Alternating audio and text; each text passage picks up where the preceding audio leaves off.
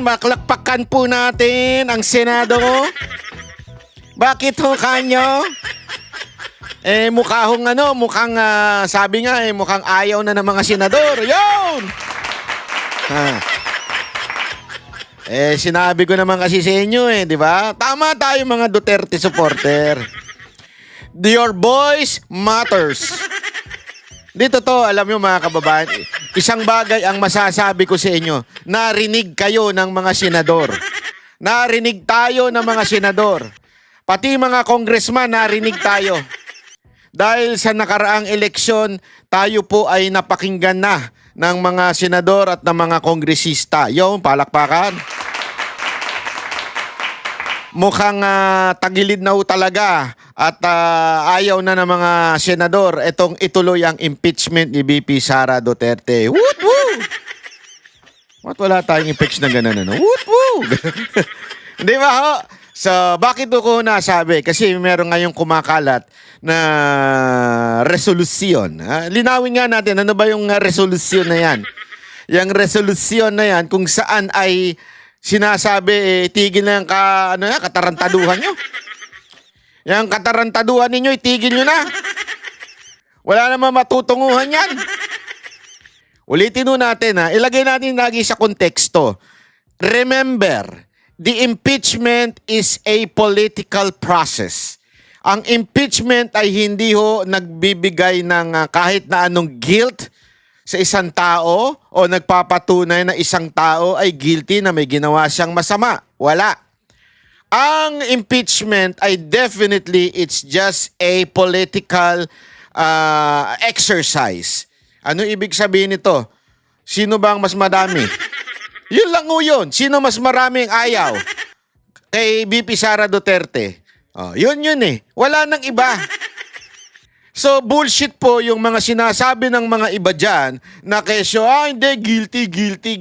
Inan nyo? Anong guilty? Hindi kung talagang interesado kayo sa punyetang confidential funds na yan. Bakit hindi nyo punahin ng presidente na napakataas napakataas po ng kanyang confidential funds? Di ba? Yun ang dyan ang masasabi nating isang malaking kahipokrituhan. Yung sabihin mo, hindi, bakit ang si Vice President, yung confidential fund, ulul. Yun lang masasabi ko sa inyo, ulul. Bakit kanyo? Napakarami yung napakadaming ahensya ng gobyerno na mas mataas pa ang confidential funds kesa ho kay VP Sara Duterte. Bakit isa lang ang ginigipit nyo? It's because, again, it's a political exercise. It's a political yang impeachment na yan. Gusto nyo lang matanggal si VP Sara Duterte at para hindi makatakbo sa 2020. Alam ninyong kulelat kayong lahat. Alam mo, eto mapapansin mo dito, tila suko na ho ito mga congressman Yung mga congressman na katulad ni Romualdez, kita nyo naman kahapon, pinakita natin, di ba? Sa video natin, panoorin nyo yun kung hindi nyo napanood. Tila ho lumambot na si Romualdez. Bakit? Kasi, mantakin mo naubos na ang lahat ng klase ng ayuda. Naipamigay na lahat. And yet, yung kanyang presidential survey, napakababa niya. Sino na nga yung interesado? Walang iba kung hindi yung mga Pinklawan. Bakit? Nakakita sila ng Hope Kuno kay Ontiveros. Akala naman nila, papalag si... Anak ko, may matindi tayong pasabog dyan kay Ontiveros. Pero wag muna ngayon. Sa tamang panahon, sasabog yan. Susuplak yan sa mukha ni Ontiveros. Akala kasi nila, kaya tingnan nyo, may ingay ngayon yung mga Pinklawan, Dilawan at yung mga komunista. Bakit to? Alam naman natin sa kasaysayan, ang mga dilaw ay nakikipagkuntsabahan sa mga komunista. At alam naman po natin, sabi nga ni Ka Eric ba yun? Si Ka Eric ba nagsabi nun na itong kay Ontiveros, yung kanyang akbayan ay mga komunistang hilaw. Sabi ni Ka Eric yan. Sila ay yung quote-unquote breakaway group ng mga komunista, pero pareho lang sila ng tono. Alam mo nila Kaya nga sila magkakasama sila ngayon para bagang iisa yung tono nila, 'di ba? Iisa yung tono nila at tila makikita ninyo na feeling nila may hope si Ontiveros o si Leni Robredo sa 2028. Sino ho ba ang nangunguna? Si VP Sara Duterte. Kasunod na yung si Ontiveros o kaya ay si Leni Robredo ba 'yon? O si Ontiveros man, 'di ba? Ay si Leni. So, ibig sabihin po mga kababayan, talagang gusto nilang, alam mo yun, gusto nilang mawala sa labanan, sa race sa 2028 si VP Sara Duterte. Alam mo, eto simple lang ito Kasi lagi ko naririnig tong statement o argumento na panagutin si VP Sara Duterte. Ulul. Ito. Gago! Kung gusto ninyong panagutin si VP Sara Duterte sa quote-unquote accusation ninyo, bakit di kayo magsampa ng kaso sa korte? Hindi po immune ang VP Baka akala ninyo kaya hindi sila kaya impeachable yan kasi immune yan. Hindi immune ang Vice President sa kaso. Ang talagang immune lang dyan ay ang Presidente. Remember, the immunity of the President, the real reason or the spirit of the law of immunity ng Presidente ay para hindi siya maistorbo sa paninilbihan sa bayan. Yun po ang rason kung bakit ini-immune ang Presidente. Ang Vice President, hindi ho immune yan. So kung talagang seryoso sila sa panagutin natin si VP Sara Duterte, ba't di kayo magsampa ng kaso? Kasi yung impeachment, it's not panagutin. Impeachment is just a political process so that that person will never run again o cannot run again sa darating na eleksyon. So that's the only reason of the impeachment. And I will show you that it is really political in nature. Kaya nga, mga kababayan, yung mga naririnig nyo diyang mga nag-iingay, yan yung mga by blood, talaga namang pinklawan o liberal minded people. Yan yung mga kasama ni pangalan nun, yung presidenteng komunista rin sa Amerika. Hindi ko na sasabi yung pangalan niya. Baka maano pa yung natin. Di ba? Panoorin natin itong balitang ito dahil tila wala na. Parang goodbye. Gusto ko tuloy kumanta bigla. Kasi alam mo, pagka mga ganyan gusto kong kumakanta kanta natin ng chotomate. Kanta natin ng malupit na malupit yan. Okay. Goodbye. It's time for you to go. Pambira ka banat bayan. Bakit ng busis mo? Ayop ka. Sorry naman. Kayo naman, makaano naman kayo. Ito na, play na natin tong balitang to Umiikot na sa Senado ang resolusyon para ibasura ang impeachment case laban kay Vice President Sara Duterte. At ang pasimuno niyan si Senador Bato de la Rosa. Nasa front line ng balitang yan. Go, Bato! Palakpakan kay Bato! Ikaw talaga ang matikas. Pagka ganyan ginagawa mo, matikas ka. Si Mean Los Baños. Kumakalat ang isang draft Senate resolution na humihiling na The word is draft. Okay? Draft. Ano ibig sabihin ng draft? Draft. Hindi pa po ito naipapasa. Ika nga.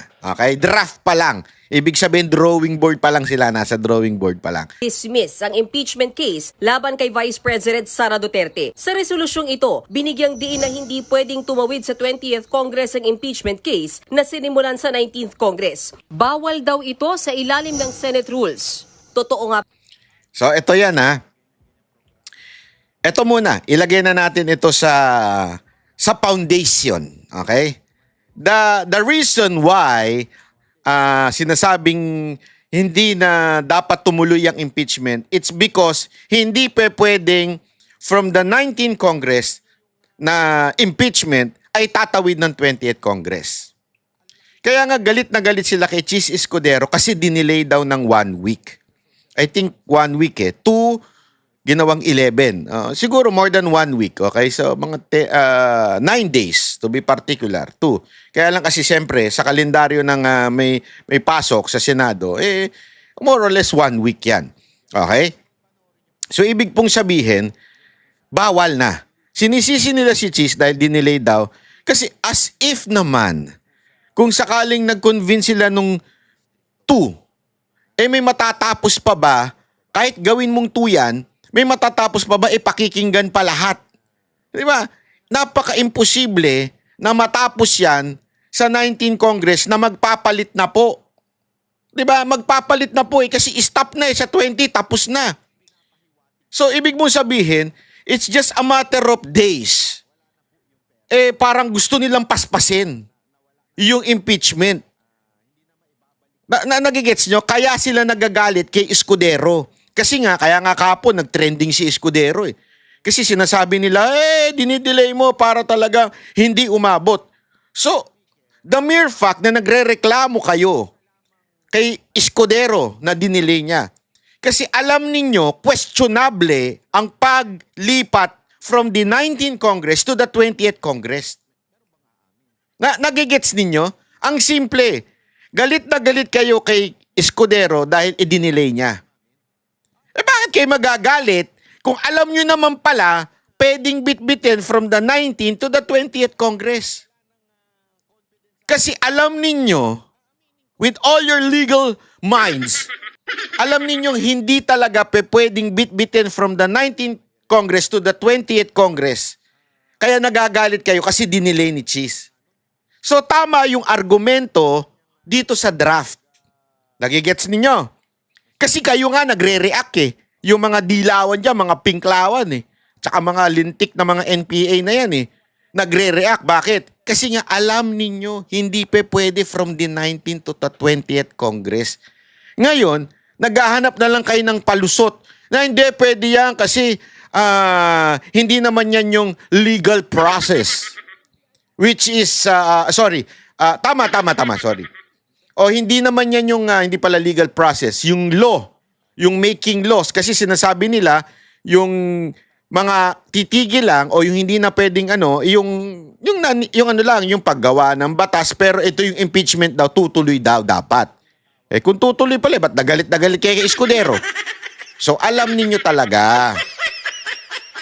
Bang may ganyang resolusyon, ayon kay Senator Amy Marcos, totoo at nakita niya raw mismo ang mga draft ng resolusyon. Pero giit ni Amy, wala siyang kinalaman dito at wala rin daw siyang kopya nito. Ang merong kopya, si Senator-elect Ping Lacson. Anya, pinapaikot ito sa mga senador para makakuha ng sapat na dami ng pirma para mapagdebatehan sa plenaryo at i-adopt ang resolusyon. Kinumpirma rin ni Senate President Pro Tempore Jinggoy Estrada ang resolusyon na noong Lunes pa raw kumakalat. Pero para naman kay Senator Coco Pimentel, malaki ang tsansang peke ito. Mali raw ang katwiran na nakasaad dito para ibasura ang impeachment case. Pati raw ang mga binanggit na constitutional provision sa resolusyon ay hindi tama. Wala namang alam tungkol dito ang iba pang senador. Pati si Senator Bato de la Rosa itinanggi nung una na may alam siya sa resolusyon. Sagot pa nga niya ng tanungin, pero makalipas lang ilang oras, umamin. Nagtotroll to si Bato eh. Meron ba? Pero umamin din. Kasi ang kukulit ng mga media eh. Mamaya papakita ko sa inyo kung gaano sila kakulit.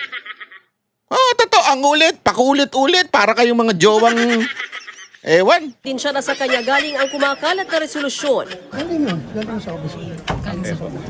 Kayo po yung nag-initiate. Basahin na lang yung resolution. Si Senator Bongo naman na Kinat yun ah. Hindi yun. Hindi yun ang sagot niya. Sumagot siya ng oo eh. bahagi ng Duterte Bloc, sinabing walang problema sa kanya kung itutuloy ang impeachment trial. Sinabi ko noon, importante, kung walang ebidensya, bakit pa natin na patagalin ito? Ayoko naman pong maging impartial bilang isa sa magiging possible judge dito sa impeachment court. Hindi naman daw alam ni Senate President Cheese Escudero ang naturang resolusyon. Ano mang kumakalat na resolusyon na wala namang author na pinakita lamang din sa akin ng media ay ika nga mere scrap of paper unless may mag-file niyan. Tila Malinaw po yun. Kasi hindi pa fina-file. So tama din yung sagot ni Escudero. As of now, scrap of paper yan. Ano sa English nun? Draft. Hindi kasi scrap of paper lang yan. Ginagawa pa yan, dinadraft pa yan. So yung lumabas sa media ngayon, na atat itong mga media na impeach si VP Sara Duterte, yan po ay draft pa lang. Kasi nga, hindi pa na-file. Antayin nyo kasi, ba't ba atat na atat kayo? Ito mga media na ito, atat na atat matanggal si VP Sara Duterte. Alam ko kung bakit. Kasi yung mga amo ninyo, yung mga boss ninyo, yung mga may-ari ng network, ayaw sa mga Duterte. Pinagbabayad kasi ng tax. Kaya nga alam mo yung sinasabi natin, di ba, doon sa debate, yung sinuplak natin na debate nila. Hindi sila nakasagot doon eh. Oh, meron mas sumagot na media na mas bias kayo. Bakit? Kasi kayo may pinoprotektahang mga boss at yung boss ninyo may-ari ng mga kumpanya. Tama, mali? Pero hindi ganyan yung pagkasabi ko kasi ginagalang ko kayo at that time. Pinaliligiran nyo ako noon eh. Baka mamaya patayan nyo ako ng mikropono at ikat niyo sabihin ko. Pero ang totoo, kaya mas bias kayo kasi alam naming lahat na yung mga boss ninyo pinanagot ni Pangulong Duterte noon. Kaya atat na atat kayong matanggal sa posisyon at hindi matuloy si VP Sara Duterte bilang Pangulo. Yan ang katotohanan. Kaya yung mga media na yan, takot yan. Bakit? Mawawalan sila ng trabaho. Malaki kinikita ng mga bayarang media eh. Tanong nyo kay Kaano. Di ko sabihin ha. Ayaw ka na magsalita. Tanong mo. Alam niyo yan. Alam niyo yan. Malaki pera ninyo dyan pag kayo nakaposisyon.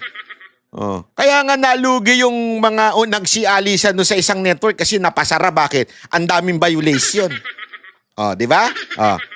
Ay, sus! Ito na raw ang pinangangambahan ng ilang kongresista para hindi matuloy ang impeachment trial. Mula raw nang iurong ang schedule sa presentation ng articles of impeachment, may naaamoy na silang iba. Oo, naaboy niyo yung mga mababantot ninyong mga singit. Muntig ako na masabing ano. Magagalit na naman yung iba dyan. Ang bastos ng bunganga mo, banat boy ah. Oo, nangangamoy. Yan ang pinakamalapit sa inyo, yung mga pagmamayari nyo eh. Yan ang naaamoy nyo. Something fishy, no? O talaga, amoy fish. Gago! Malansang isda. Naamoy nyo. May pinoproteksyonan talaga sa nangyayaring yan. Paasa at gaslighting ang ginagawa na sa laban sa mamamayang Pilipino. The plenary is not supreme. The people are supreme. Umakyat ka na sa bundok. Sinong people ba yan? New peoples ba yan? Supreme daw ang ang people. Sino kaya yun? Yung mga kasamaan nyo sa bundok? Yung ba supreme? Sa gitna ng issue sa impeachment trial, usap-usapan din na papalitan daw si Escudero bilang Senate President. Hirit naman ng ilang kongresista, takot daw si Senate President Escudero kay VP Sara. Hindi ako gumagalaw at nagpapasya base sa anumang takot. Ang mga kongresista tila nasasanay na diktahan ang Senado. Yun talaga yun eh. Actually, let me correct you, Chis Escudero. Hindi mga kongresista ang nasasanay ng diktahan ang Senado. Kung hindi ang mga komunista. Yan po ang nasasanay ng diktahan ang gobyernong ito. Kasi itong mga lintik na komunista na ito ay sila ay patuloy na sumasawsaw at nasa loob na ng gobyernong ito. This is the masasabi nating first time na sobrang naging makapangyarihan ng mga komunistang ito. Itong panahon ni Marcos. Alam mo, kaya nga ako, nawalan ako ng respeto doon sa mga vlogger na dati. Galit na galit sa mga makakaliwa, sa mga komunista. Galit na galit kayo nun. Nung panahon na magkasama pa ang Marcos Duterte. Ngayon, kinakampihan na ninyo porket magkaaway na ang Marcos at Duterte. Hindi ba kayo nakukonsensya na kinakampihan ninyo ang mga komunista? Hindi ho tama yan, mga kababayan kong mga vlogger dyan. Kahit na nagkapera kayo ng limpak-limpak na salapi. Dahil nga naman, ang laki ng pera ng kamera eh. Hindi nyo dapat kasi ito mga komunista na ito, mga supporter ito ng mga NPA eh. CPP, NPA, NDF po yan eh. At mga mamamatay tao po ito mga NPA. Terorista nga yan eh, di ba? And yet, kinakampihan ninyo. Hindi mo ba kayo nahihiya sa balat ninyo? Ay, sasabihin sa inyo ng anak nyo, Tay! O Nay, yung kinakampihan mo, mga mamamatay tao ng mga NPA yan, mga terorista yan. Ba't mo kinakampihan? Hindi ba kayo nahihiya? Pinapalamon yung mga anak ninyo galing sa gobyernong suportado etong mga komunista na ito. Di ba kayo nakukonsensya? O talagang natapalan na kayo ng pera? Di ba? Yun po. Sa tingin ko, yan ang nangyayari ngayon eh. Ganyan din ang tingin ni VP Sara kay Escudero. Well, sa pagkakilala ko naman kay Senate President Cheese Escudero ay hindi natatakot yon. Oh, hindi naman siya natatakot. Nagdadala lang siya ng baso. Iba yon, mga ladies and gentlemen, ibahin natin yon. Hindi po natatakot si Escudero sa mga kongresista, kay VP Sara Duterte, pero nagdadala lang siya ng baso. Champagne glass naman yon. At sigurado ako mamahalin niya sa champagne na yan. Ano't ano pa man, handa raw ang bise na harapin ang impeachment complaint laban sa kanya. Nagbabalita mula sa Frontline, Mean Los Baños, News 5. Ito. Pakita na.